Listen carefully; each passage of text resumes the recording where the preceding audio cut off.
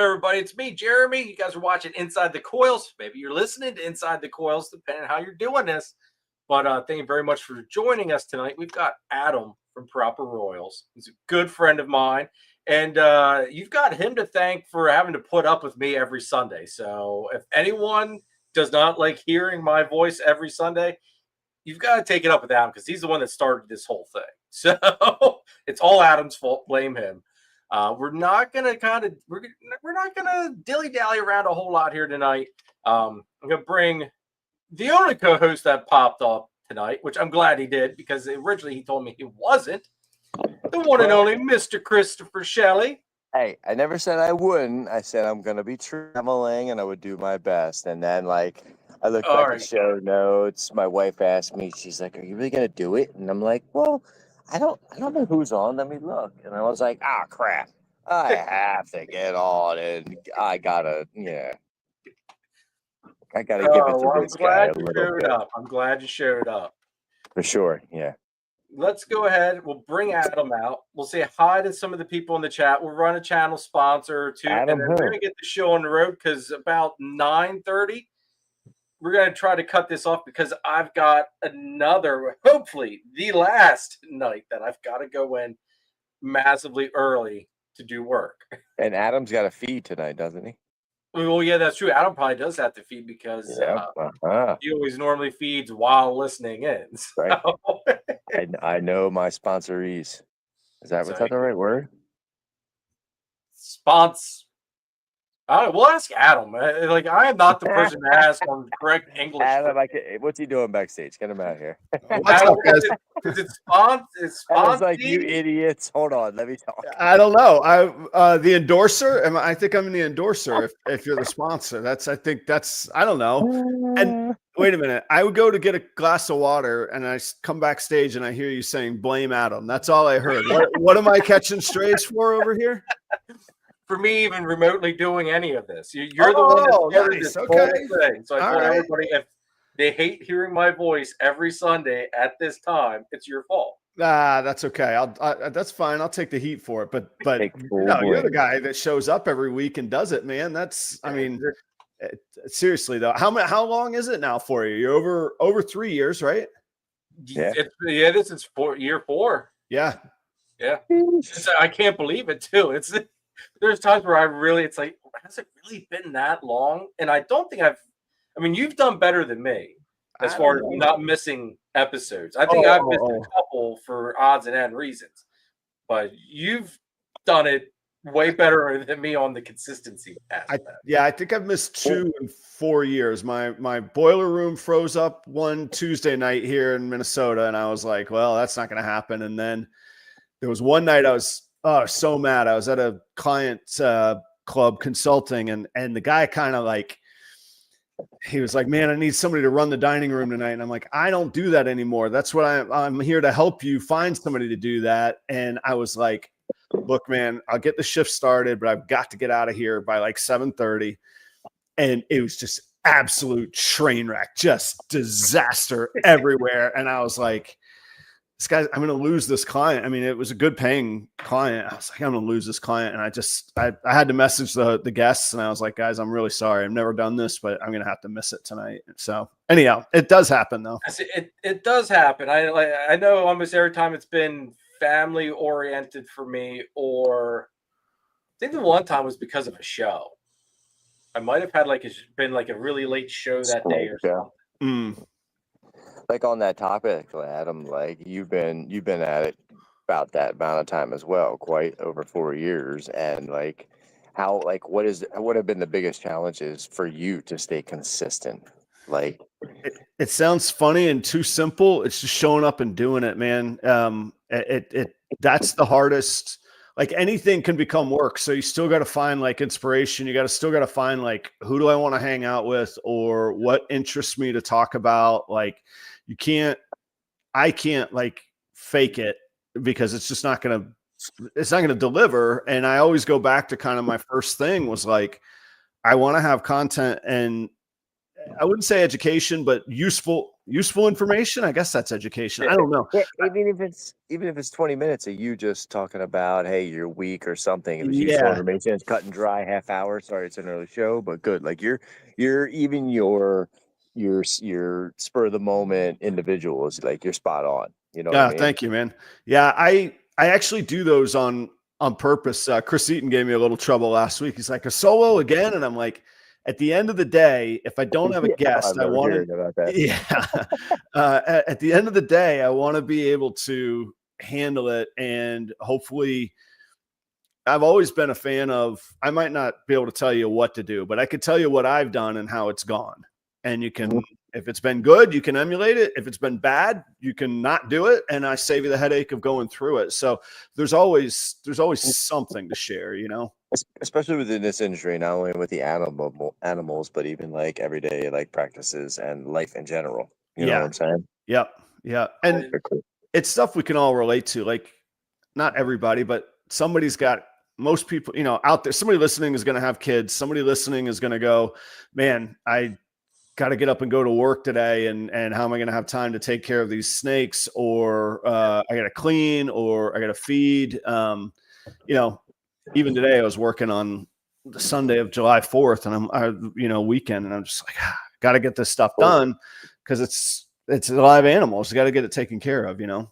That's one thing later on I definitely want to touch on, Jeremy, after you get through what you have lined up. I want to talk on time management and how like these changes in your life have been affecting things and handling it and adjusting. I definitely want to touch on that. Definitely.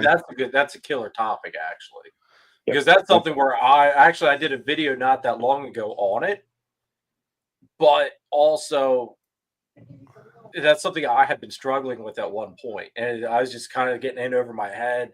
The wife was not being very happy with me at one point. Yeah. And all right, we got to figure out a new system here because this system is not working at all. So that's a good topic, Chris. We can get into that for sure.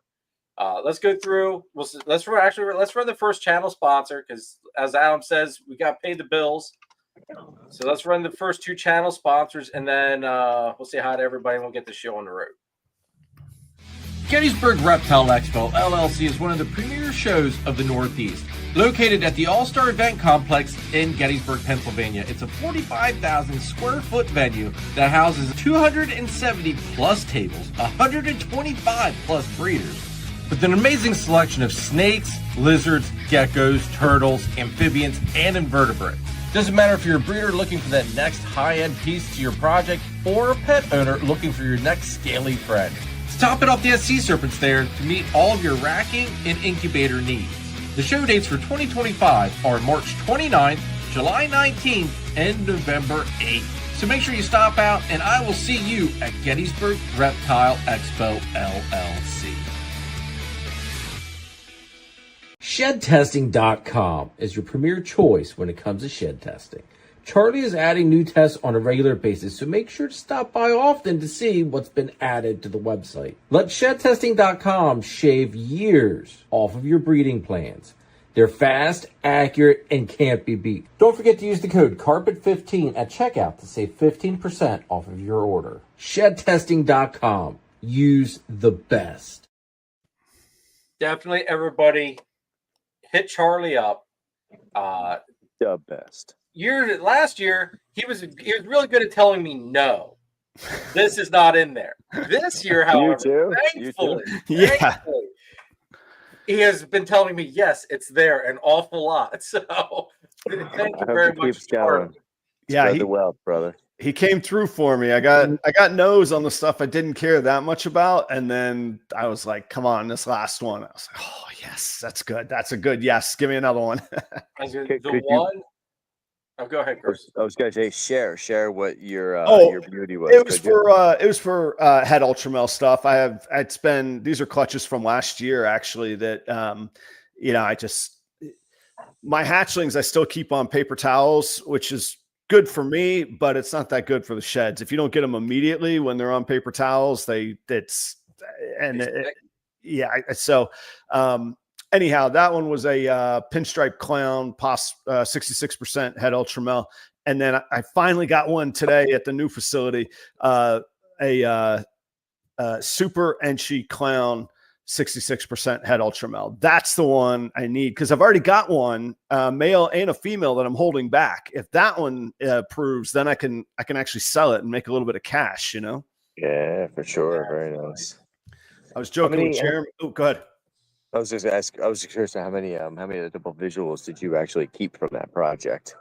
I kept 3. I kept a 1.2, and I was looking today. I think I have 7 that I held back from those 2 clutches last year. So like like next year would be pretty fun, and the males would be going.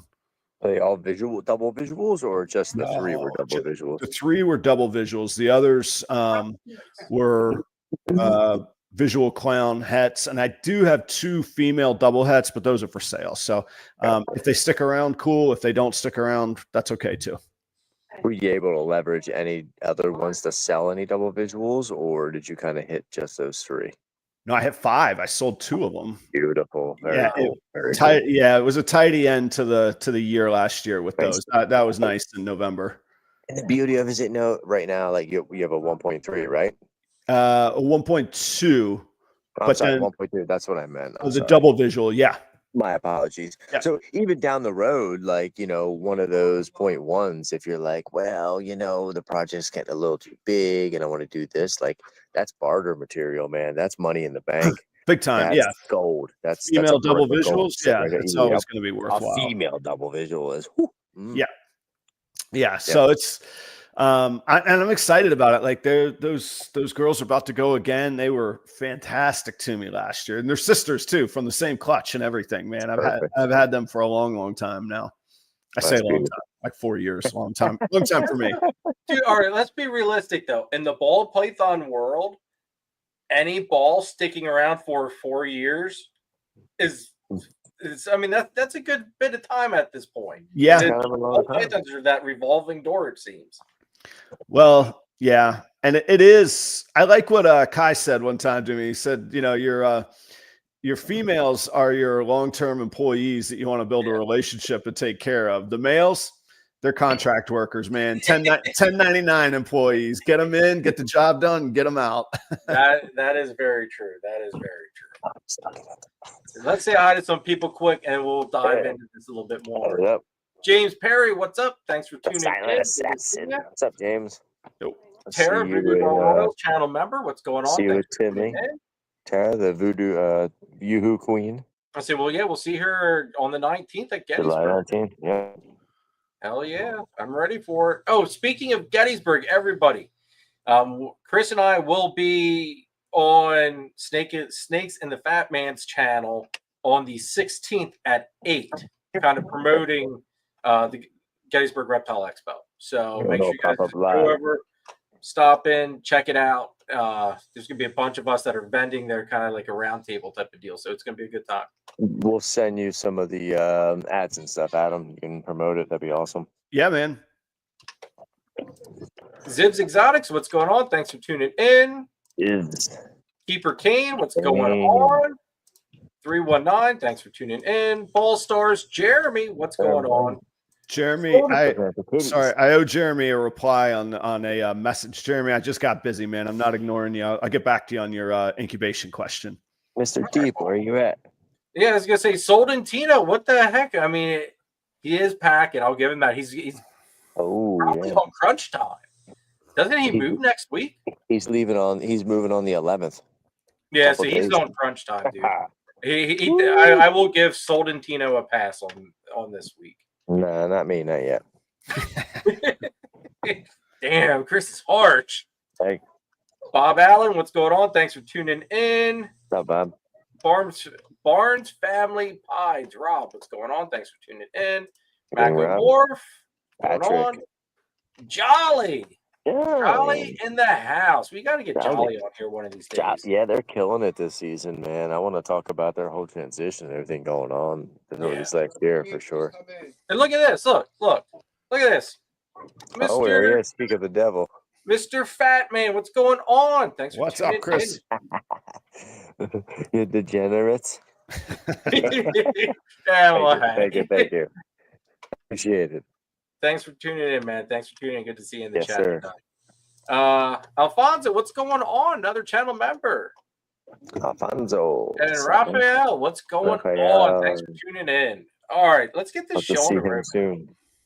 So, Adam, you Yes, spend sir. a lot of time promoting everybody else. I do. You know? So do a little bit of self-promotion here, man. What do you got cooking up over there? Because I feel like we hear about everybody else's plans and what to be expecting, but we don't hear enough about what you're expecting. Man, thank you. Hardcore projects, expectancies, future projects. What's going on in that mind of yours? So this year will be my remembering of the year of the Ultramel Pieds this year. A year and a half, 2 years ago, when I first started working with Portuguese pythons, we worked out a deal, and I got some Ultramel Pied project ingredients, and they're mature and they're great animals, fantastic from Danny and Renee over at Portuguese Pythons. And all 3 females look like they're going this year, and they're still right now at like 29. You know what I mean? Like, just so they're just looking so good, but they're not like they've stopped. I lied. One of them is ovulated, one of them's off food, and the other is just looking amazing. So I'm like, all right, come on. So I should see some Ultramel Pieds this year that I'm very excited about. I should see, now I crushed the odds. I can't expect the odds to be this good again, but last year the Ultramel Clowns were primo, and man, they are aging fantastically. Like, I spent some time looking at them today, and I was just like, man, these are amazing. You get 3 of those, 3 clutches of them you were hit it? Two clutches. Just 2? Okay. Yeah, right. yeah. 2 clutches on those this year. Double visuals. Yeah, and I hit 5 double visuals, and the moms were both double hets. I love it. Now, what was it? Was it a visual het to a double het? Or That's correct. Yeah. Yep. I know. I shouldn't bitch. I need some of that look over here, though, because I've been trying to hit Exantic Clown for 3 years, man. And I thought I sealed the deal this year so far to hit my double visual. And the first clutch was a swing and a freaking miss. I hit visual Exantics, I hit Clowns. Could not connect the dots again. Yeah, those 2 sisters will go down as all-time greats. First-time breeders. One gave me 9 eggs, the other gave me 8 eggs. What's up, Sam? First-time breeders, first year. So I was like, this is unreal, man. That's a good clutch for a first year. Yeah.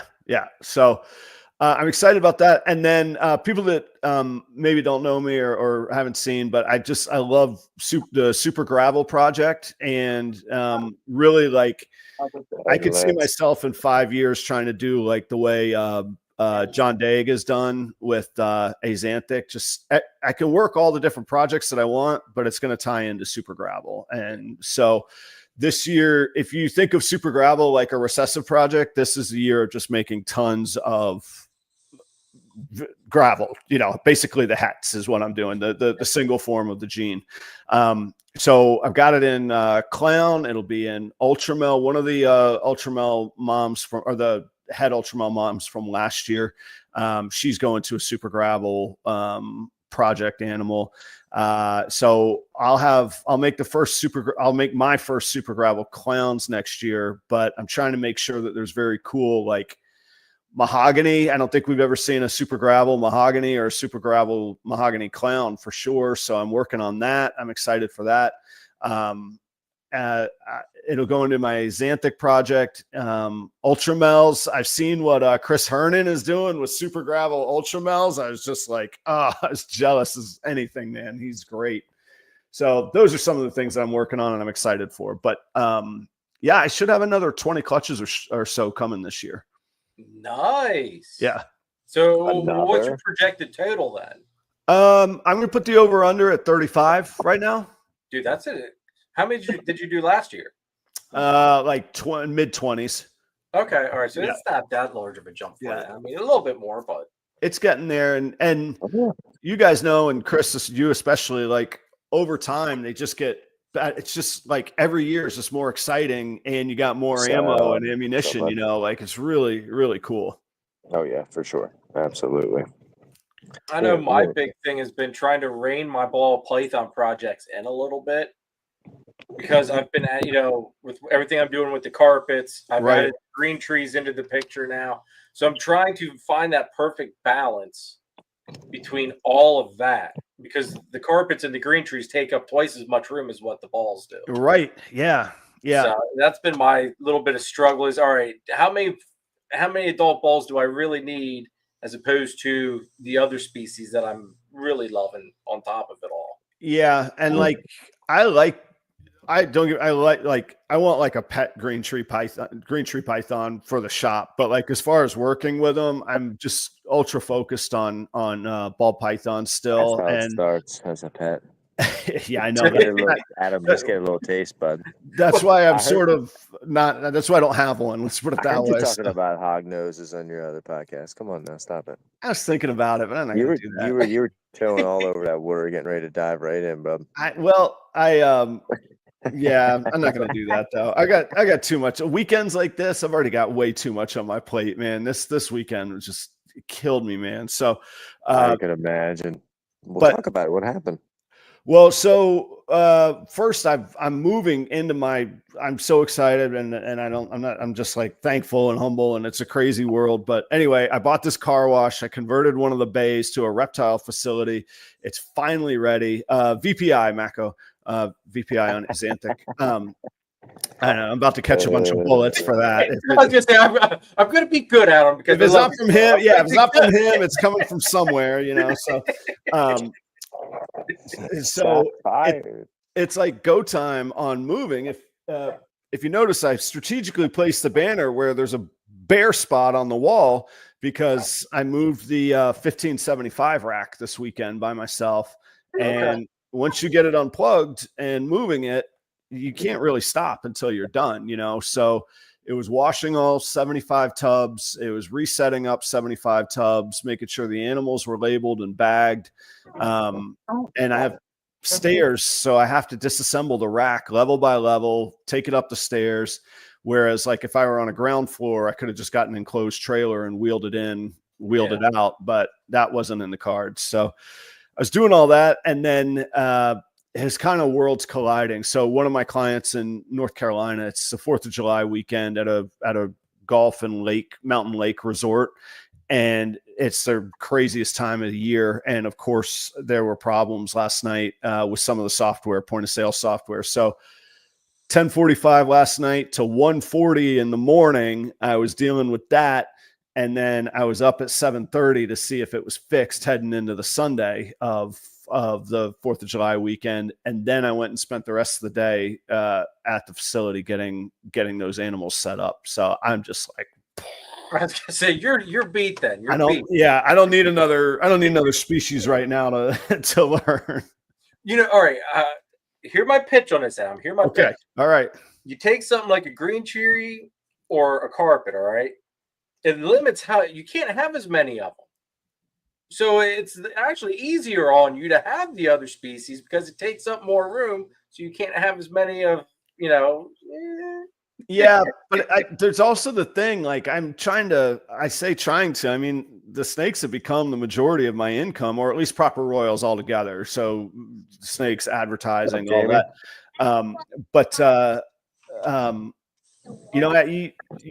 Sometimes you need that volume, like if even on like I cut some clutches this morning that were very cool. One I was aiming for a super OD pied het lav would have been the best. And I don't know if I got it or not, cause there's such high white pieds. Oh, wow. But even in that, there's a couple normal double hets. If that's a male, like, what am I going to do with that thing? So, and I'll find it. It'll find a home, but at best it's going to be $30-$40. You know what I mean? So you need indigo or a king snake, Adam, for sure. That's what you need as a pet, not a green tree. Well, I know people with them. We'll put it that way. So if need be, but no, you know what? Shameless plug for, the $1 auctions on Palm Street have been smoking the wholesale prices or the feeder prices I can get. So I'm stoked to meet new customers and make new connections and raise that wholesale number. Even at the local show, man, you got a nice well established, just normal double That's head right. or whatnot. You can put it up for $20, $25, and make your. That's well worth it. Yeah, and they'll Sure. move instantly, man. That was kind of the story of my second clutch, because I was going for just the bang double heads. Mm-hmm. So the best thing I could hit was a bang double head Exantic Clown. The worst I could hit was a normal, pop double head. Yeah. I hit 4 visual bangs, and thank God that they were all double head too. They tested. Oh, nice. Yeah. So knocked that out of the park, but I was left with a crap load of normals. So Right. it's like I knew the odds were, there wasn't many options to go from. So now that's my problem is I've got a bunch of normals I've got to try to, work out there. Yeah. And we were talking before the show, even if we crush the odds, we don't sell those. Yep. Like at some point we got to make some money. Like something's got to move, something's got to give, so it's like, you got to do the volume to be able to make the money. And, there's all the conversations. Well, where are all these animals going? Are we flooding the market? All of those kinds of questions. So, I kind of wrestle with that, but I also know that most of my customers aren't going to just have 1 or 2 ball pythons. These are people that have an interest in breeding to a hobby or to a business level, and they'll buy more and more. And that's like the niche of the market. So the volume doesn't bother me as much as it bothers some people. Mako says that they've had shows where they sell all normals. You have Lucy. I have Timber. She's looking good, man. This is a Chowini. A Chowini? Yeah. This is my buddy's dog. I was like, you breed this boy? I need one of these guys to hunt my rats down. I know all about that. You got to get, man. That's Lucy's in training right now. Well, she's a rat terrier, or what is it? Jack? She's a Jack Russell. Yeah. Just straight Jack Russell. Yeah. Little tiny, they call them shorties. Like they're line. I don't know if line bred, but they're selectively bred to be. They're like a mini, right? Yeah, she's like 7 inches at the shoulder. 7 inches. Wow. I wonder what. Yeah, Timber's probably about 8 or so. This guy here. Yeah, but he's pretty cool. Yeah, that's fun. I was like, oh man, little dogs usually don't do it for me, but he's pretty fun. He looked like he had the coloration of like what do they call them? Like the blue tick hounds or the blue hound, like the spots on the back there, man. That's exactly what it was. He was like a grayish blue and he's got like dark spots on him. He looks cool sharp, looking. Man. Yeah, that's he's cool. He's got like half of a blue eye. Like he's very cool. I was like, you ever breed that guy? I'm like, he's got one of them. They're coming down. Has he still got his equipment? Oh, yes, sir. Oh, he does. Okay. Very well. Yeah. Good. Okay. Now, what are your thoughts on the market, Adam, currently? Because I know personally, I feel as though, for me anyway, the diversity in my collection is what's helped make me be as successful as I've been. Where this year, I don't want to say I'm sweating it, but I'm a little bit more on edge this year because I hit 0 carpet python clutches this year. Right. So it's solely reliant on the balls now. And a lot of my pairings were some higher end stuff where there's going to be a lot of holdback. So I'm not even going to have a whole lot of stuff for sale on top of that yet. Right.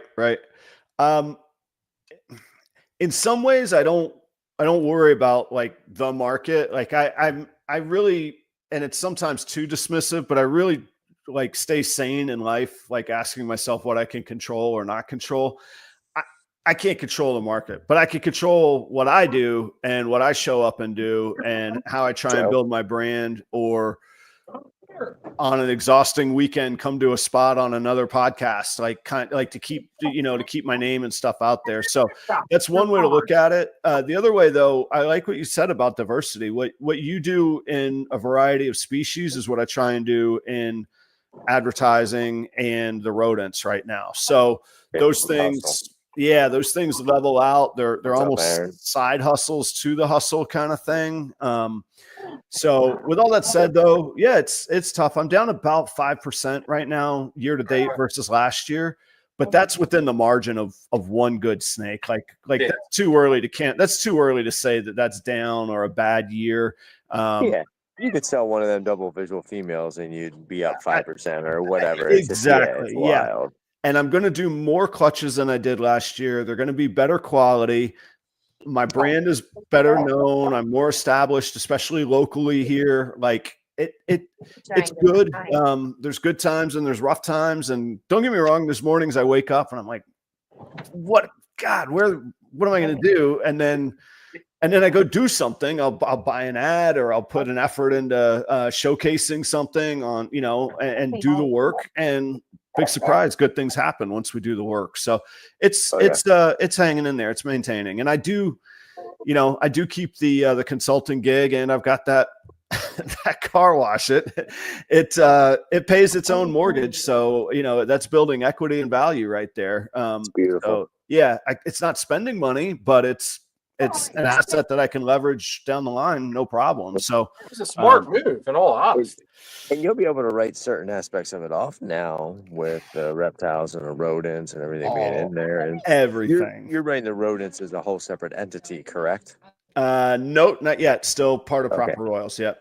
Okay. All right. So that's the one thing that I'm kind of on the borderline with. I still haven't really considered the rodents as an entity yet. I just it's all under, BNS. Yeah, that's mine's all under Proper Royals. But yeah, I even called and again, I always say this, talk to your tax person. They get their guidance. Every person's situation is different. But I talked to him about my dog Lucy. I said, she is a Jack Russell that I sourced very specifically to be a rodent shop dog and a working dog. He's like, keep track of her costs. I'm going to research it. I'm like, my man, there we go. That's deal. It doesn't mean it's done, but he's going to consider it. I'll let him tell me. If it's no, I'll let him tell me no, but I'll ask everything I can about deductions. Even a storage unit facility would even be a thing. That is the one thing for me anyway, because this year's my first year of going legit. So I've still got the anxiety of everything yet, because last year it was kind of half-assed, and I was able to write off some of the stuff, but it wasn't like full-on legit. So this year I'm kind of like slight pins and needles on different things, but it is a nice feeling when I go, I really want that snake. Yeah, why not? It's a tax write. It's still real money, man. That's the thing. That it's not like you put it on a corporate credit card and it disappears because it's a write-off. No, it's still real money. Exactly.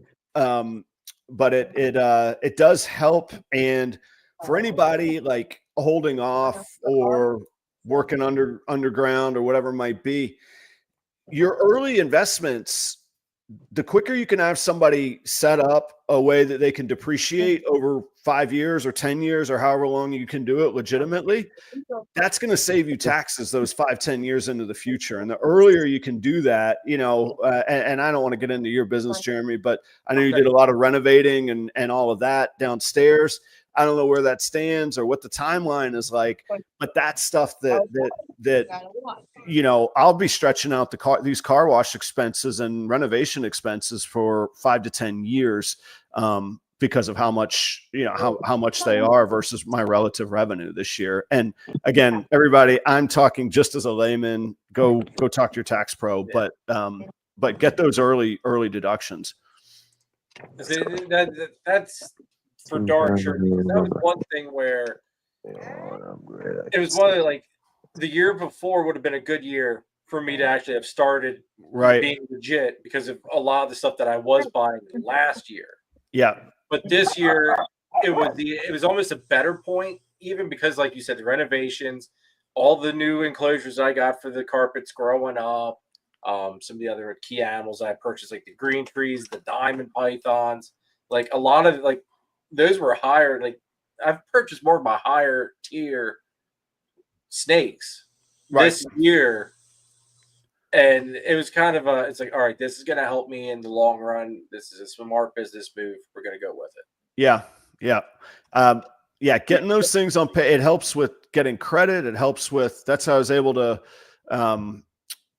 get approval to even buy the car wash, because I was able to show history, and part of it wasn't even showing that I was making money. Part of it was just showing that operating the right way, that the bank even wanted to do business with me. And being able to show those things is a way that you can earn people's faith and trust. And you need it when it comes to like starting to make big investments. You could go broke, so it's good to get the financing and the favorable interest rates and all that. So the next thing I want to cover too, Adam, is how has the auctions been for you? Because like you're doing the Palm Street stuff. Have you done the Morph Market auctions at all yet? I haven't done any Morph Market auctions. In general, I don't. It sounds weird because full transparency, I work with Palm Street. I don't work for them, but I am compensated by Palm Street. So let me just be transparent about that. We're trying to get all of these homes. In So general, I the don't numbers that here are the care for the states auctions much. Okay. Does that make sense? But there is a place for it. Just like some snakes I'm going to sell on Morph Market, and some snakes I'm going to sell on Facebook, and some I'm going to sell at a live show. There's a place for them. And the one I like about here's what I don't want to make this about Morph Market versus the world. What I don't like about the Morph Market auctions is you basically just have to put it out there and hope people find it and they don't get distracted by everything else on Morph Market, and that they pay attention long enough. What I've always enjoyed is connecting with people. So whether it's on the podcast, people getting to learn about me, sharing in reels about myself, I could do all that on Palm Street with the live interaction. People can see where the animal's being cared for, where it's being housed, all that kind of stuff. So I like Palm Street for that. It's going to take a little while.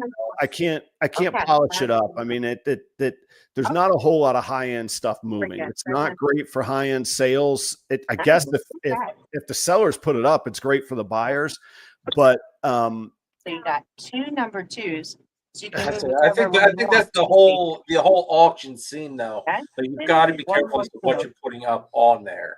Yeah. If you're putting the higher end stuff, you better be ready to basically be taken across the coals on it. Right.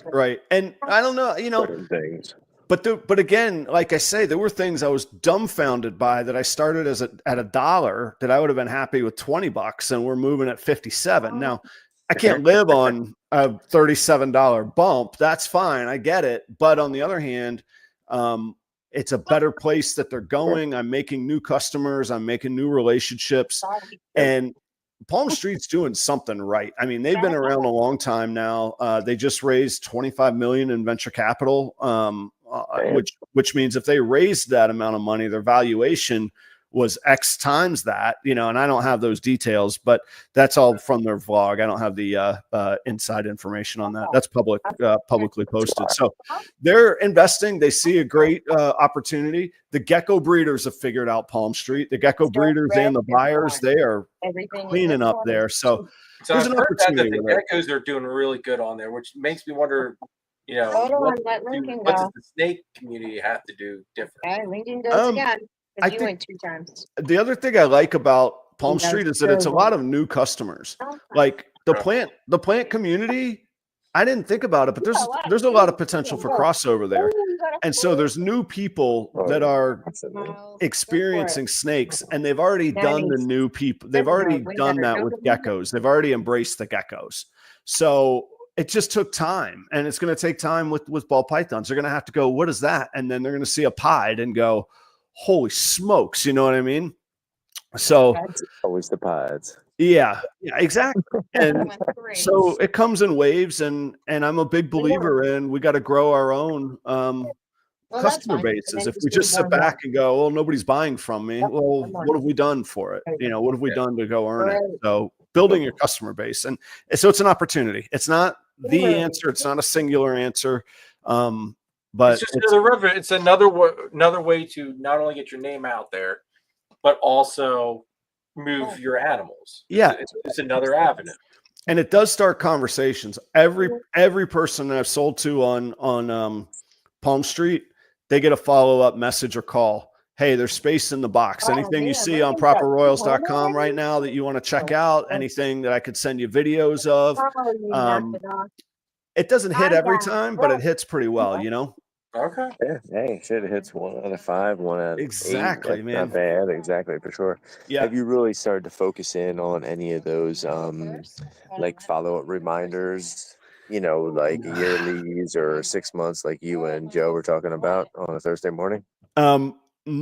No, but I'm about to. So, like, actually, on my list for Monday morning is every person that I shipped a snake out to in the past 30 days. They're going to get a follow up tomorrow. How things going? How's the animal? Anything you're looking for?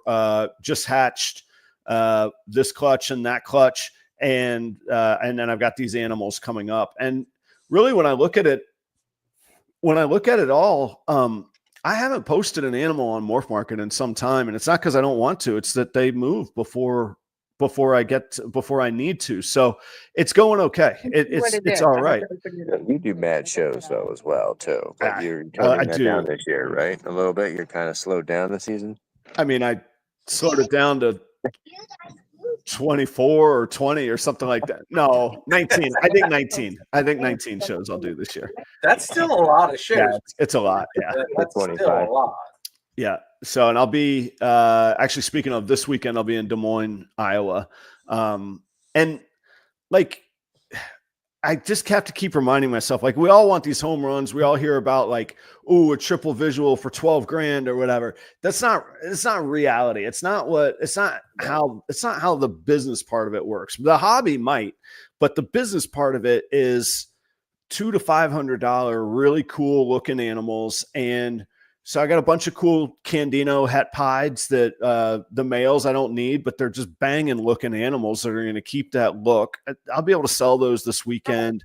Clowns are cool. You might only get 150, $200 for them, but like, I know the price is falling, but like, how cool is a leopard clown? It's a badass looking snake, and somebody will enjoy that for, I don't know, 250 to 350, something like that, So yeah, for sure. Anyway, I like connecting with people. I like getting out to the shows. And again, my angle has always sort of been me. Like, here's the dude behind the scenes that gives a damn about what I'm trying to sell to you. And when I can convey that, and when that clicks with people, that's where the magic is. Nice. Now, how has the website been doing? The website that Husbandry Pro did for you, like how? Because that's one I've contemplated about going that route, but I always keep just forgetting to get in touch with you and find out how is it actually going for you with it. It's a really great tool. So what I'm about to say is going to sound weird. I've never sold anything directly through the website. Nobody has put an animal in their cart, paid for it through the website. Zero. However, when I post a Facebook ad and I could say the full inventory is on properroyals.com, it drives the traffic there. When I'm at a show and people are like, well, how do I get in touch with it? And I can have my laptop right there and I can say, well, first off, here's where I am. Second off, here's the care sheet. Also, here's what's for sale. It's always going to be posted here first after Patreon, but it'll be here. It adds a level of authenticity. I don't know if expertise is the right word, but the perception of expertise. It's a powerful decision maker. Like, it gets people to make the decision to purchase versus maybe the guy 2 booths over that could be an amazing breeder. Matter of fact, most of them are, especially 2 booths over from me, but they don't have the website or they don't seem as like accessible. And in that way, it's been fantastic. Or when you get the inquiries of like, hey, do you have any pieds for cheap? It's a nightmare of an inquiry. I hate when I get inquiries like that, but I can say to people, yeah, sure, check out the website. Now I don't have to go through the explanation of the prices or spend, 10 messages back and forth on, well, what's your budget? How's this going? I'm like, here it is. These are the prices. And you can look, you could sort it by price. You could sort it by gene and come back to me. And if you see something you like, I'm going to make a video for you where you can FaceTime, see it. Well, I'll put the time in, but it's a nice filter up front that buys me time too. I think doing it that way, though, it also makes them have to put forth a little bit of effort too. Yeah. That way, they're serious and they're not just, tire kicking and You know, if they're going to waste your time, they're at least waste a little bit of theirs. Right. And I always struggle with it because I always want to be like, well, if you've done your homework, you're going to know that, $80 for a ball python only gets you so far. Yeah. But I don't want to say that and come across patronizing. So that really gives them like a view of the spectrum of, oh man, I really wanted this really cool one. Well, the really cool one, that's what that goes into the price. That really cool one was hard to make, and there's not many of them. So you're gonna have a higher demand and a higher price for it. So, but it's been a really useful tool. Husbandry Pro did a great job on it, and it updates. When I update my Husbandry Pro, it updates the store automatically. So it's not like another platform that I have to update. It's done in my regular processes already. See, that's really nice though, because like the how do I put it? Your normal Husbandry Pro store is nice. Their little marketplace is nice. I do love the whole your own website aspect of it though. That's one thing where like I said I'm tempted to jump and get Robert working on one, but at the same token, I'm just kind of like, maybe not quite yet. Yeah, and Keith nailed it. Creative Genetics. Morph Market is obviously amazing. Morph Market is fantastic. Morph Market has so many distracting things to get somebody to focus on your store and your animals on Morph Market. It's and if again, like I'll be completely forthright and open about this. I'm not producing anything that anybody can't get from somebody else. We will be. I mean, Chris went in on a little deal. We'll be producing stuff, but I'm not right now. So what's my leverage to send people to this competing marketplace? Then my only leverage is the lowest price. And I mean, there is more leverage. There's me, there's my name, people trust me, that kind of thing.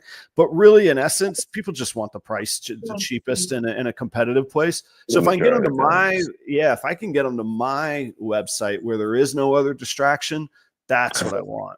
Jessica. What's up, Jessica? Hey, girl. So that is probably the biggest downfall for me with Morph Market is the fact that you've got, like you said, all the distractions. Yeah. So I don't know how many times I've had people inquire. You think, all right, we're good to go. You ask them about, what payment method do you want to use? And then it's just poof, gone. Yeah. Like it's gone. And then like I always go and I always check to see, how many inquiries they've made. Oh yeah. Yeah. And then I'll wait like the next day.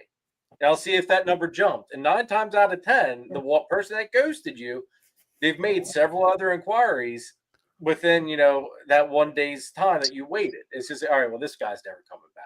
Yeah. It was a late night drunk inquiry on animals they couldn't really afford. So many times that I have thought, it's like, this guy's got to be drunk as hell. But I will say people do like, because most of us, and I include myself, most sellers on Morph Market feel that way. Like it's the inside joke, right? Oh, you're going to go check with your wife, or, I'm going to I'll get right back to you in the morning. Yeah, I'm never going to see you again. The people that are serious, that get treated well though, even if they have inquired in 3 or 4 places, if I could give a better response than the other 3 people they've inquired with, it goes well. Now, admittedly, there's a reason that we have those jokes, because they're true. So that's not the normal, but it's one of those, just do the work. Yeah. Just do the work, control what you can control, and get the good stuff out of it. And that's a good way to look at it too. I mean, like you've got to be able to control what you can control, because there's so much that you can't control in the whole situation. Yeah. That's an important way to look at it too, I feel. Well, and I've turned this into a benefit, so it sounds weird to say, but I had the benefit too of really, really disliking the job that I used to have. So like nobody yelled at me about a reservation today. Nobody told me how to do my job because they saw a Food Network episode. What else? They didn't, nobody called out on me today. None of that. So if I get somebody kicking tires, whatever, come kick tires. I don't care. It could be a lot worse, right, brother? A lot worse.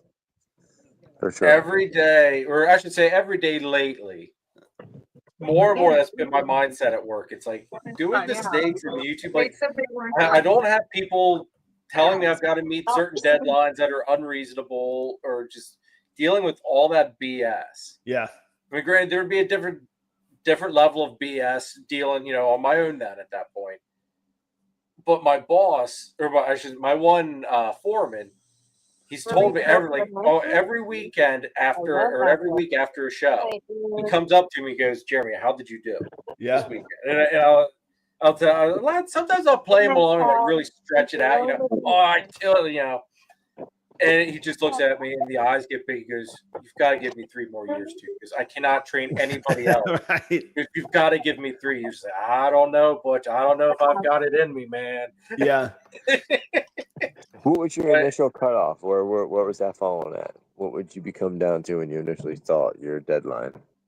My initial deadline for me was it was 10 years, roughly 8 to 10. 10, and you're what? This is 4 or 5. This is technically 5 years into it. Okay.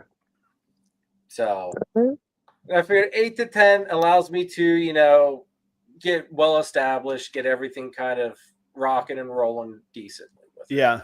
Yeah. And I like I said earlier, I do still have a consulting company that I started, and then I still play gigs too, which is kind of crazy, but play music gigs and the car wash. So I do have other reliable things. That's very true. Right? So it's not totally like, oh, I thought it was a great idea after a year and a half to just dive right in and it's been wonderful. That's not the case. I've been grinding, but I do love the entrepreneurship of outlook on life. For me, it fits me, and it fits. It's taken a nice place for me from where I was at, which was pretty mentally unhealthy for me.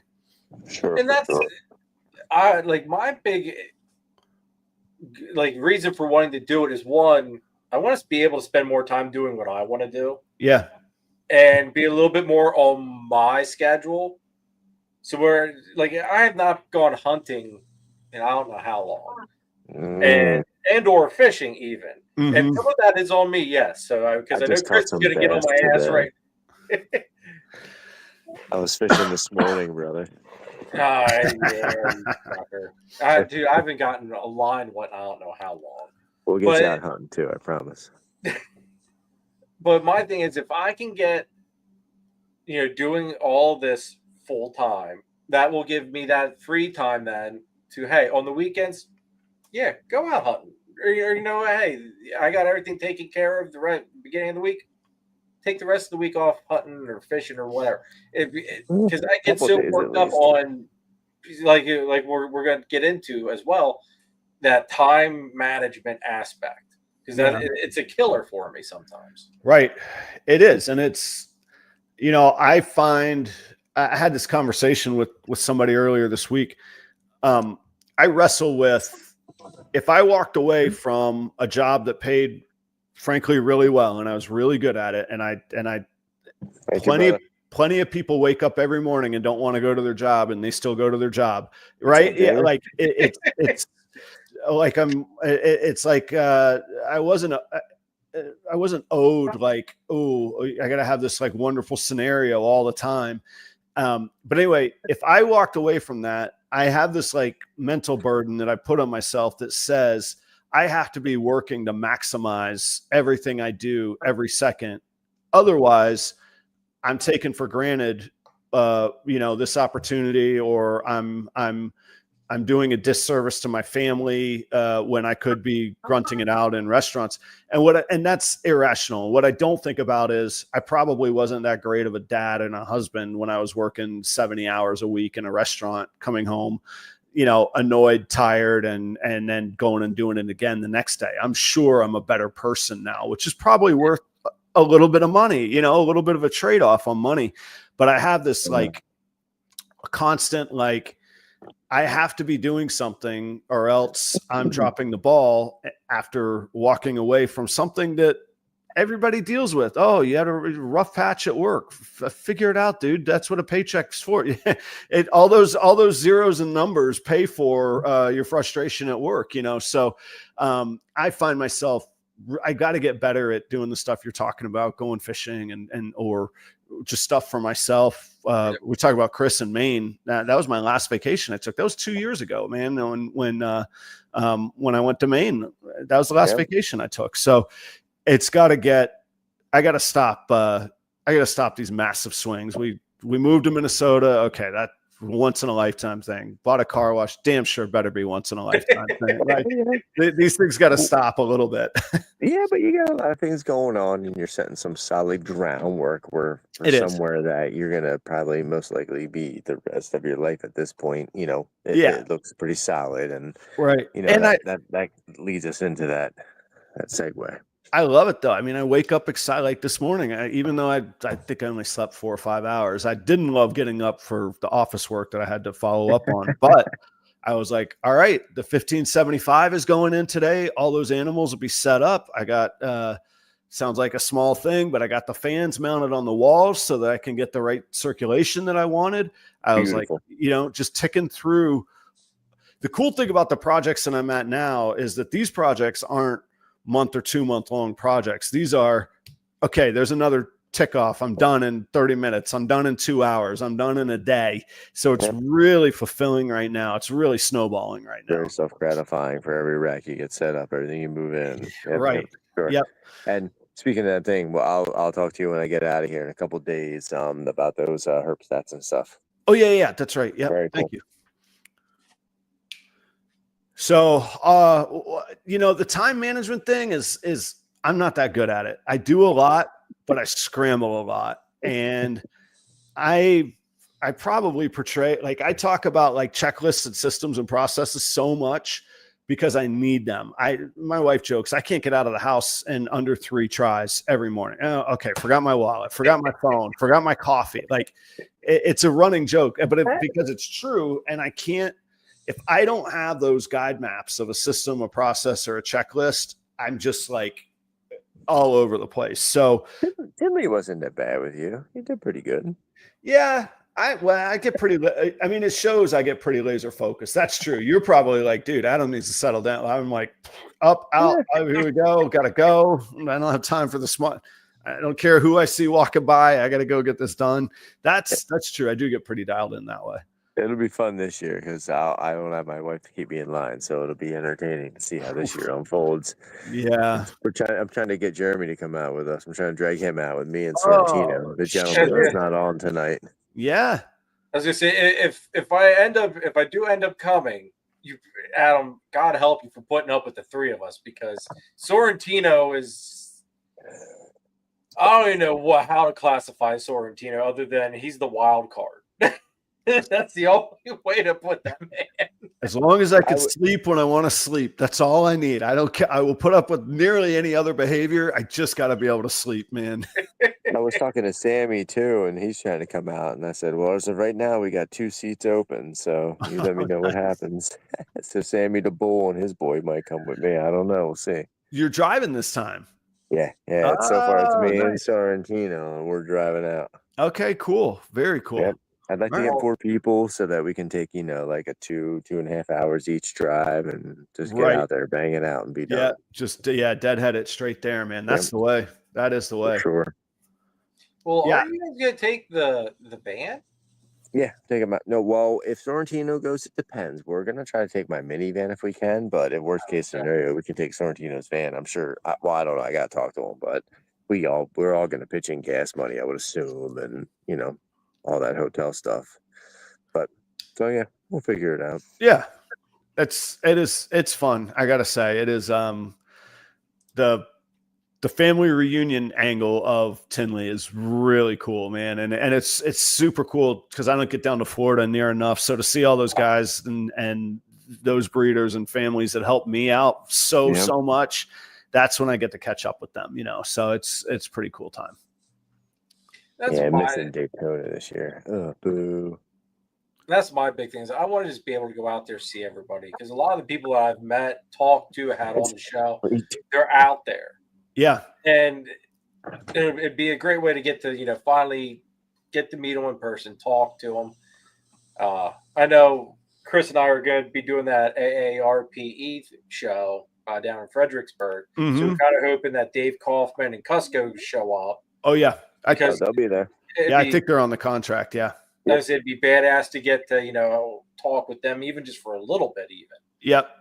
Because Cusco's been on several times. I've tried to get Dave on a few times, but it's basically the man's traveling the world like every other week, it seems.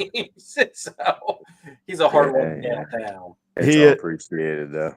He is hard. He is hard to pin down. He's a good dude. He lives here in Minneapolis. So I see him fairly often. But yeah, he's always. It's probably how people feel trying to talk to me sometimes. Like he's got 3 moves ahead in his mind that he's focusing on, that he's trying to get done, So, but he's been a good guy, and he's featured me at when he's filming at a couple of the shows. So I get, to this day, I get some random phone calls because on my show banner, my phone number's on there, and somebody will just call me out of the blue and be like, "Do you have this or that?" I'm like, "No, but where'd you hear about me?" And it's like Dave Kaufman's video. I'm like, oh, "Look at that! All right." The one video, didn't your snake take a dump on him or something? It was either him or Cusco. Your snake got. I literally lost it. Yeah, the reaction. Well, and then it was at Tinley. And look, I've spoken to both gentlemen about this. They know exactly how I feel. So I've said it before. I'll say it again. They're doing some they have like an uncut, then they're just being like goofy dudes at a snake show. So he's like, "Oh, check this out." And Dave's talking about a het pied something. And that snake just let loose on them. They both set the snake down and they're gone. They don't clean up. They don't anything. They're just like, gone. See ya. And I'm like, "Hey, what are you doing?" That's your surcharge. Yeah. So that one. But those are. I don't know Dave real well, but I know Brian. I wouldn't say very well, but I know Brian pretty well. We've spent a lot of time together, and we did a Denver AARP show together with Robin. So I've spent a lot of time with him. So we get on really good and give each other. He's a great guy for giving people a hard time, but he's a really good guy. Oh yeah, for sure. What's been your feel and take from the AARP shows? Just because I think that this is going to be the first time at that location, correct, Chris? Correct. Yeah, the first time I think they've came this far north. East it would have been Charlotte, I believe. It's the farthest east, but now this is the farthest northeast. So yeah. They're killing it, and for good reason. Troy and Nick are fantastic. They're for people that don't know, they're and I don't have any affiliation with them other than just nice people that I've spent some time with and worked with. But Troy and Nick are the promoters, the owners of the AARP show. It was really their vision to bring the plant and the reptile feel together, and it's really cool. Like I say, I didn't realize the crossover potential between the plant community and the reptile community. They have expos that are very similar to ours. I have to say, the plants really spruce up the place from some of the typical stereotypes of a reptile expo. But Troy and Nick, like so many things in this world, and even what I was talking about earlier, it's them, it's their personalities, it's their thumbprints and service and care that's on top of it. And you really couldn't, trust me, I've been trying to get them into Minnesota. You couldn't find two just better, genuine, honest people that really care. And their wives also work the shows, and they have a crew of guys too that do a lot of work with them at all the shows. So it's really cool. I've actually never vended at one, but I've been to all of the Denver shows so far, working with Robin at Redline. So I've gotten a chance to see things like behind the scenes because I'm working, but not tied to a table where I'm vending. So I could go hang out with the attendees. Yeah, I could go see what's going on around. I can hear the room of like, hey, who's selling? What's going on with people? How's it going out there? All of that. So thank you, John. It's doing really, really well. Thank you, buddy. They are the long shows. I've gotten spoiled. These Midwest shows, they're one day. They're on Sunday. Man, get in, get out, buy it, don't buy, done. That's it, man. I've gotten spoiled with that. So the 3-day shows are tough. Like logistics wise, for me to get out to Denver to vend, it's just not in the cards. I mean, I'd be gone I vend solo. I'd be gone a week almost, or at least 6 days. And it doesn't make sense to be away that long either. So I haven't vended them. Hopefully, as Jeremy said, hopefully they'll come up to the Minnesota market, and I would absolutely vend them, and I absolutely recommend them. I know, like a lot of the shows here locally for us, most of them are 1-day shows on Saturday. I guess Hershey or some of the others, some of the shows Chris does, they'll be 1 day on Sunday. I think really the only 2-day show that I've done is Baltimore Repticon. Yep, that one. And that's pretty much about it. That's, I guess, about it. And I mean, if Gettysburg eventually goes 2 days, that'll be one more. I would love to see Gettysburg go to 2 days. Give it time. I think we give it time. I think we'll be there. But this will be fun though, because for this one, actually the whole family's going down, which I was actually very surprised I got Kara to want to come along and bring the kids. Right. But once she saw all the things that there is to do there, it's like, okay, all right. She's like, all right, we can stay occupied. You can go do your thing, and we might come see it. We might not come see it. Yeah. That's fine. Do your thing. But it's going to be fun. Chris and I are splitting an end cap. Yep. And I'm really looking forward to it. Like, I do enjoy the 2-day shows. Just because it feels like you're not in and out right away. That in and out feeling, I think, wears me down more than setting up 1 day, vending the next, and then packing up. Yeah. I really doubted it when I first came up here. I was like, how am I going to make any money on these 1 day? It just doesn't stop. People get in, they buy, boom, boom, boom. I mean, some of them are only they're longer than 4 hours. Some of them are only 5 hours though, with the VIP up front. And it's great. The one I don't want to forget this. The one great thing about the longer shows, whether it's AARP circuit, even the Repticons, like you're talking about, or Tinley, are the hangouts. Like anybody watching, I know it sounds crazy to say, don't worry about selling. Worry about what business you can do, or who you can meet, or connections you're going to make. I'll give you an example. I was vending a guy named Dale at Constricted Reptiles, who is awesome, and he's been around forever. Dale was kind enough to let me vend with him to practice and learn when I first was starting. That day, I met Steve Casino. Yeah, I met Steve Casino, and I met George MD. They hooked me up in different ways, very kind. A clutch I cut today was sired by a snake I got from George MD those years ago. And just this week, after keeping in touch with Steve Casino, I still own my Repticon tables in Orlando. And I thought that I had them spoken for, and I didn't. I called Steve. I said, hey, you know anybody looking? I literally within 9 minutes, he's like, yeah, I got to take you care of for you. It's just those kinds of things. Or at AARP show, that's where I met Robert, and that's where my website came from. This last AARP show, Palm Street, that's where we got that deal finalized when they said, hey, because there's just such opportunities. Like if you can position yourself to meet, and you never know what's going to happen. It's like fishing. Like you got to put your line in the water. You ain't going to catch something if you don't put your line in the water. And it's not like I went and said, hey, I'm going to get a website today. I had never thought of it in my mind before until Robert asked me point blank, what can Husbandry, or what could Husbandry Pro possibly do that would convince you to try us out?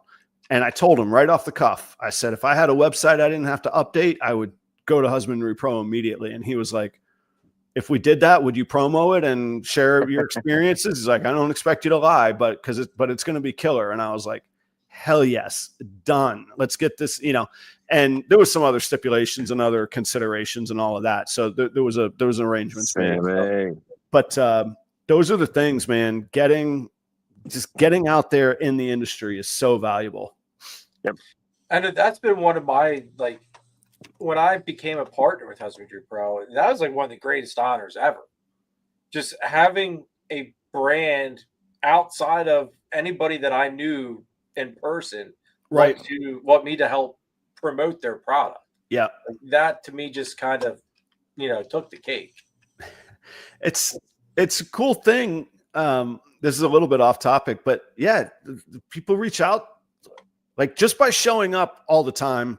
People start to reach out and seek you out as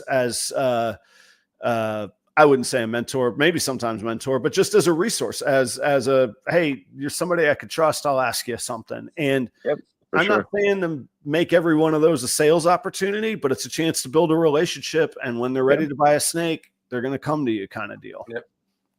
Oh, for sure. 100%. I know a lot of times I've had people reach out, with questions about carpet pythons. Right. Exactly. And you've done a great job of being that guy. Absolutely.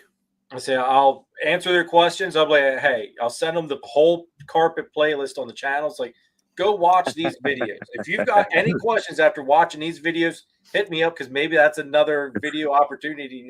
That's where it's a symbiotic thing. Like whenever I do feel like I'm like, all right, what am I going to talk about, or what's my content? I could just go to what people have been asking me, or go back to those conversations. That's been a lot of my big content stuff lately. In between clutches now, it's been, what can I do educational, or that'll be helpful to people coming into the hobby and industry? Because I mean, for sure, I know you're not doing normal videos like that much anymore anyway. Yeah. Although once I get done with this project, I'm excited. One of the things that I'm really excited about that facility with is that I purposefully kind of made it showroomy, in my opinion anyway. So I want it to be a really nice, not crazy. I don't have glass walls or anything, but everything I did in the mindset of how will this look on camera, and how can I present this kind of thing. Nice. See that, I think that's been my biggest struggle though, is the weekly videos. Yeah. Because there's sometimes where it's like, I'll sit down here, I'll literally like pace the room, or I'll sit here in my chair spinning around going, what in the hell am I going to talk about? Yeah. And there's been a couple weeks I didn't do a video just because it's like, I can't come up with a topic that I feel passionate about at that point in time to put it out there. Right. If I'm not into it, if I'm not feeling it, it's going to be a crap video. And it'll come across. That's the thing. And we hear so much like, oh, you got to produce, you got to be consistent, you got to do it. Like, you can't give yourself a pass just to like never produce. I don't feel like this week I'm not going to be passionate. But like, my thing is, if I don't have something important to say, I literally think there's almost 800 videos on my channel. What the hell more could I say if I'm not passionate about, like, I damn sure better have something good to say. If I'm going to if it's going to become 801, it better be good, Yeah. That's like, I've had people tell me, oh, just go back, redo old videos, kind of like update. I was like, that's not a bad idea, but it's like, if nothing really changed from me originally doing it, do I really want to take the time and redo it? Yeah. Or do I try to I do so put much. a spin on something new? Yeah. It's been that's been a huge struggle for me with that. Some of my old videos though look old. Like I was looking at it, I was like, oh man, there was my DIY PVC rack, which there's nothing wrong with. Those snakes grew up just fine and made eggs just fine. But it's a completely different product than who and what I am now.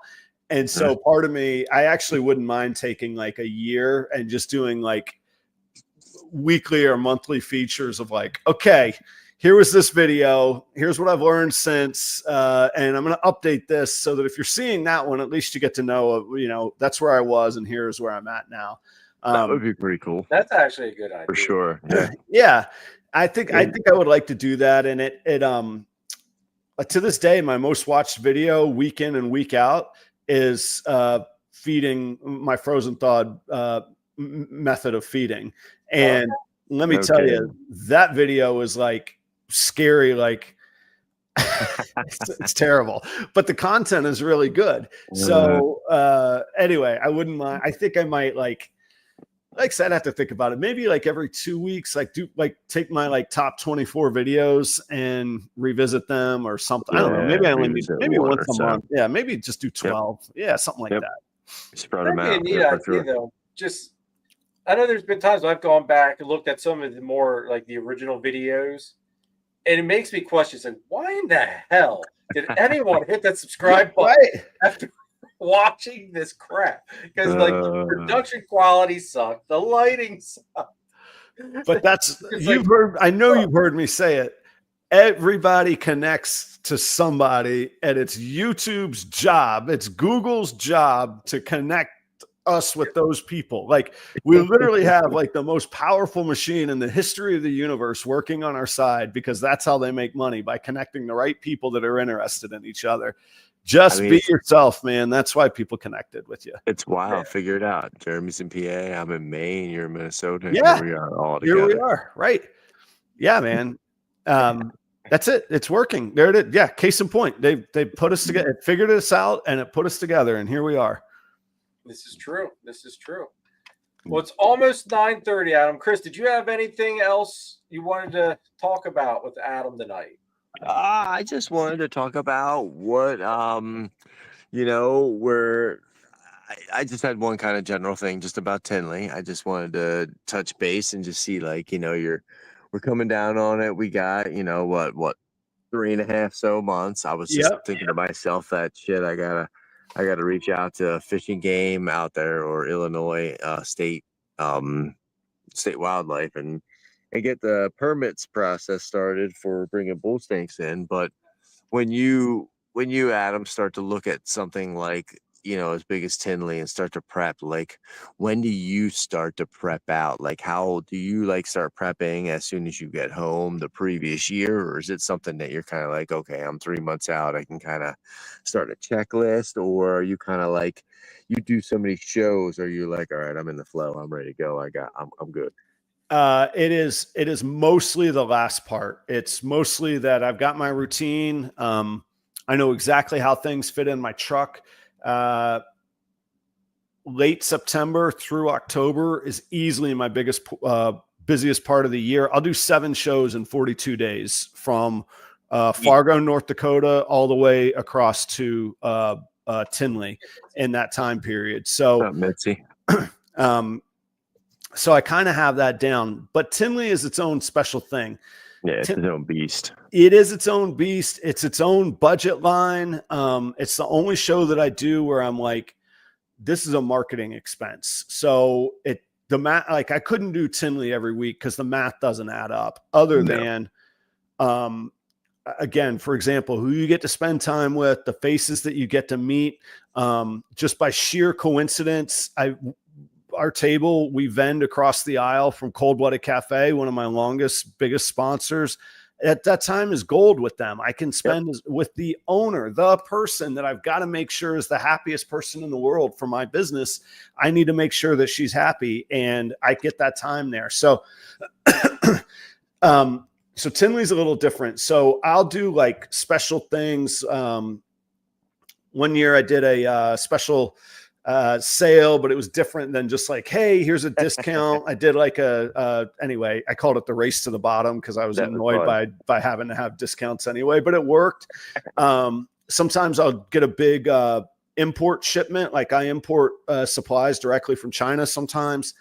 And if I price things right, I can bring a value to the buyer, and I can cover all my costs and cover some of my own expenses for the equipment. So like, people ask me about my rodent bins all the time to this day. Hey, are you going to have them back at Tinley? You're going to have them again? When are you getting your next import? And Jeremy, he's like, watch, he's going to comment to me. He's like, I better be on that list.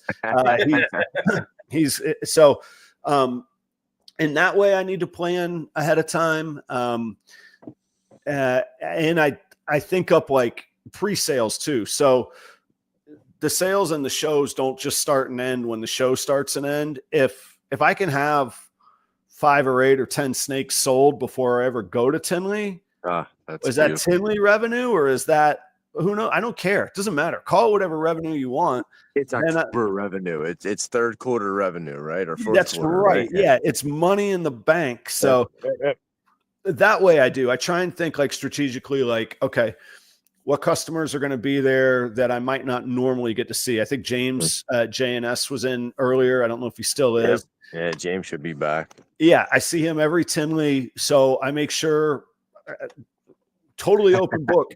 I review what he's bought in the past. I look and see what's similar to what I have now, and I make the pitch. And There's he shows up. Yeah. Yeah. So there's those things, but in general, it's, hey, what inventory do I have? Tinley, I'll take my best stuff and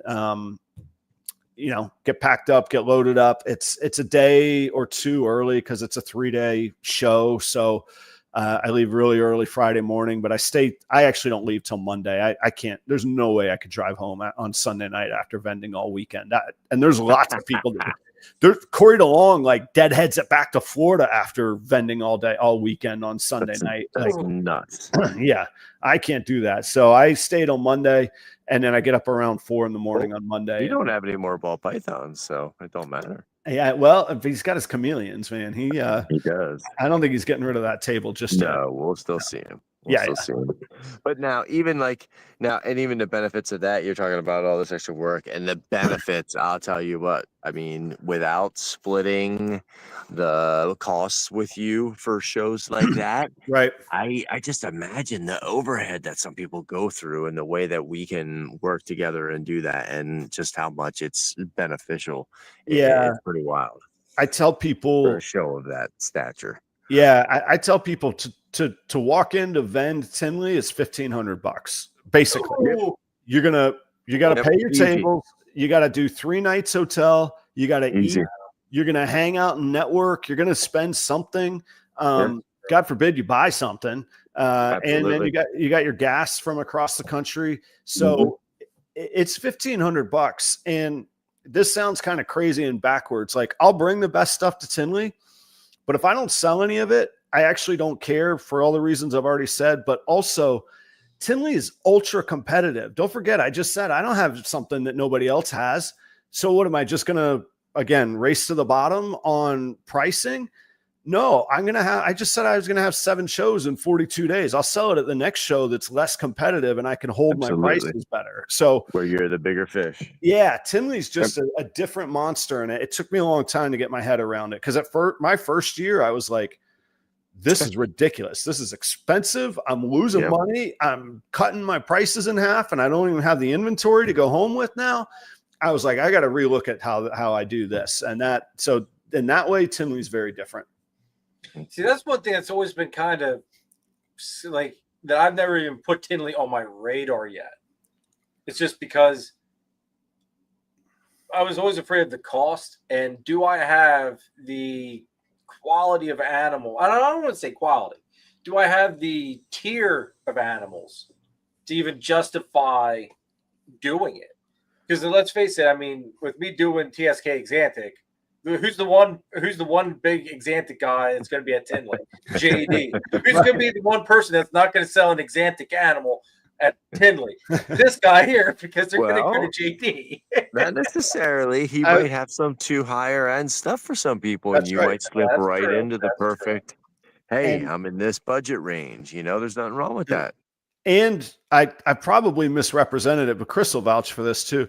There's everything from everyday pet owners. There's people that want $50 and $80 snakes at Tinley. And I'm like, dude, do you guys know where you're at? Like this, every row is Mount Rushmore. It's like a mountain range of Mount Rushmores in this place. And they're like, well, what do you got? What's cheap? But, so those customers are there, and again, connecting, and it's in that way, it's like any other show. You go, you start building your customer relationships. The table's always in the exact same place, so people remember where we're at, the geography of it, and we start to see them come back there. When in the spring, when Chris isn't there, people ask, "Oh, where's Chris? He'll be here in October." No way! Stop it! You're making me blush. They do it, man. They do it, and those are the values. And I actually, I always say that I don't make money at Tinley, and I probably don't make much, but I did make money the last 2 times I've made money. So it happens. It comes around. Yep. And even in long run, if you might sell 1 or 2 snakes, and you might talk to a customer, and you might put a snake in a customer's hand, and then guess what? 2 weeks down the road at another show, or they might reach out to you through your website, Husbandry Pro, and you're shipping them a snake in the next month. Yeah, that happens. You just don't know when it comes back, even if it's not buying a snake. Like Oh yeah. Every person that I advertise with is there in person. And they're like some of the bigger dogs. So if I can hang out with them while they're hanging out with their peers, I'm going to meet new people. Man, so yeah, it's $1,500. You don't know when it's going to come back, but it comes back, man. And Jeremy, you can source so many guests, man. That is something I'm like, man, I'm not leaving here without 12 guests booked kind of deal, man. Cause I hate booking, man. It's exhausting to book. And Jeremy, $1,500 is to vend and stay there alone. That's not what it would cost you to come with us. Yeah. Okay. Well, no. I got that. I figured that. And Chris, like, son of a bitch, he's gonna back down now. I'm still trying to butter you up, baby. I am glad that Chris clarified that. So yeah, so Chris and I split a lot of the costs, and credit to Chris, we split a lot of the costs through the year, not just one session of it. And we'll leave, some of the details there, but that's another example of everybody's got a little bit of a different resource, or every deal's a little bit different that people don't realize. Chris and I, building a business at Tinley is sort of our deal. So, so it's not fit. So I've gotten that number down, but yeah, if it were just me, each one would be about $1,500, and maybe more now. I don't know. And depending, we'll see. Think about it though. If that's your tables, and I don't know how many tables is that roughly? That's one. Tables? That's just one table. That's okay, one. All right. That's so one little table, matchbox in the corner, bro. Me and Adam hug each other all day Very long. back corner. Go all the way back and all the way left. Get cold. And that's us. They put baby in the corner. Damn it. Yeah, big time. No, we're not right in the corner. We're close though. That's true. Yeah, we have inched over, like not a full spot, but we have great access though. We have in and out like nobody's business. We don't got to fight no crowds at all ever. That's a good plus. Then. Yeah, we get you in and out. Yep. But you think about it. I mean, we get extra tables. We can get all kinds of stuff, whatever you need. Prop up bars. You figure $1,500 on average for a table, your room, and all that stuff. Yeah. I mean, if you're producing good quality stuff, that's 2 snakes. Right. It could be 1 snake. It could, yeah. And there are the buyers are there. Bad, really. Yep. And it's hard to see, like, when we're first starting out or we're scratching and clawing so much, but say after in a 5 to 10 year window of working and going from a hobby to a business, that you start flirting with 80 to 100 to 150,000 a year in revenue. It's 1 to 1.5% of your revenue to have a seat at literally the biggest, most important table in our industry. So it's all relative, but that's a big chunk. The first year I did it, I was like, this is nuts. This is insane. Why am I doing this? And now just, again, you don't know when those opportunities pay off, or when, there's somebody you can call on, or you might meet. Yeah. Yeah, exactly. It's really, like, if it's something you're going to do for a long time, it's absolutely worth trying to do. So I'll have to put it on my radar. Just like looking at it from that aspect and thinking about it, with as diverse as what my stuff is and will be by that, within the next couple of years as well. I can't imagine. I mean, there's going to be a line in front of me, but it's not like I'm just bringing ball pythons to the table, though. As long as you got those other things, the line actually is not that long. Not at all. If you only have ball pythons, the line is very long. The line is very long. Like, do you guys even see many carpets and stuff at Tinley? No, occasional few. Yeah, they're not many. No, not many. Yeah. You'll get the occasional, maybe rare like import, like some Papa Winds or something rare like that, New Guineas or something. But as far as jungles, you might have a few here and there. But I don't think I've ever seen like a straight up full table of jungles. I was just saying, I bet vice versa. I bet it's less than 5 breeders selling carpets. Oh wow, that's not much at all then. Right. That's what I'm saying. Like Yeah. And that's the same thing with the bulls. That's why Yeah. the bulls are just popular. There might be two other guys there that have bulls, and they have like what, I don't know, maybe 3 or 4 on their table. And That's right. we're gonna have over 20 probably this year. So it's just gonna be insane.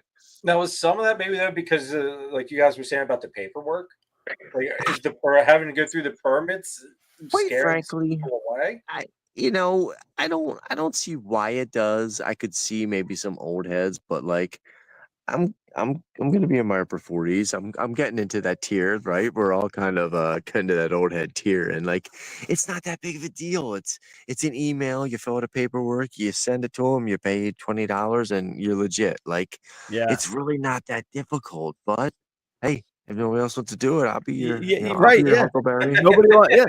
Like, it's amazing how many people. Like, again, I just your first question. Like, what's just showing up? Anybody could sit in their basement and stream something on StreamYard on Tuesday nights, but they don't. I don't know why they don't. I just keep doing it, and it's one of those, man. I don't think. I think the concern and the hassle, it sounds worse than it is on most things. It's just for sure. filling out the paperwork man, Illinois has some paperwork. Just filling out the paperwork just to have your table at Tinley takes 10 minutes, man. Oh wow. But anyway, it's a long thing, and there's this massive binder. Anyway, but yeah, I look forward to it. It's the big reunion. Shut the door. Sure. So I'll have Rizzo, thank you very much for the super chat. Oh, Appreciate sweet. A real result.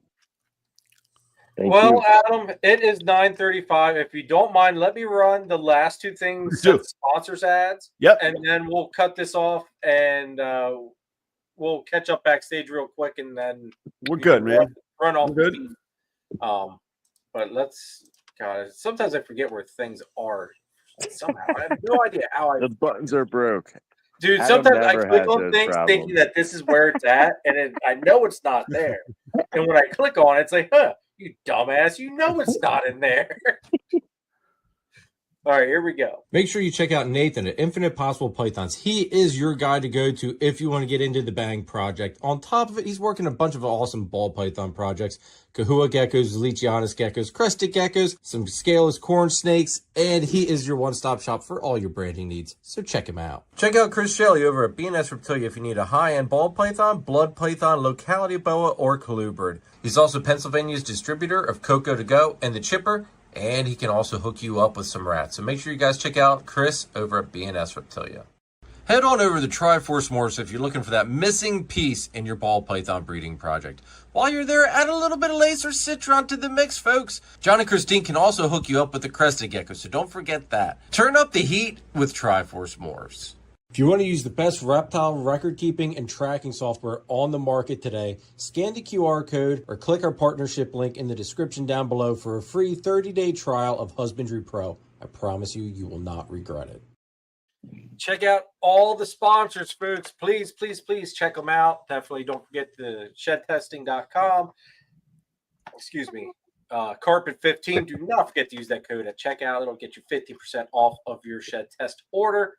Warful 60, like the ad just said, gets you that 60-day free trial on Husbandry Pro. And without Husbandry Pro, I would be lost in all honesty. I have no idea how I did things without Husbandry Pro before, but I have been spoiled by it. Before we wrap this up, Adam, tell everybody where they can find you at, who you've got on next week for your live, and Sure. Thank you. Yeah. So properroyals.com is the easiest place to find me. That's the home base. Instagram, Facebook. Tuesday nights I do Proper Royals live. I hope you come hang out, and I try not to keep it too stuffy, but we do look for pretty specific content and useful information from our guests. This week we got Adam from Beach Bum Exotics out in California. Ooh. He's going to be on the show. Cool. And the following week, William, I'm probably going to mispronounce his last name, Philippek, I think, from Philippek. Yep. Philippek. And you're right. Keep me honest here, Chris. Is it TJR Reptiles? I believe so. Yes. I think so. And he works with a bunch of stuff, and he's a very knowledgeable, insightful dude. I met him out in Denver. So that's the next 2 weeks. He's a real good dude. He's real cool. Yeah.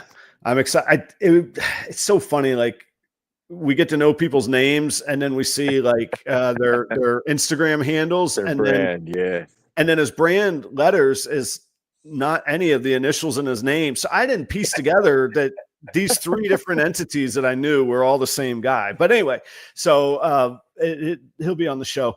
And anyway, this Sunday you can see me in Des Moines at the Cold Blooded Expos show in Des Moines, Iowa. Awesome, man. Awesome. We lost Shelly.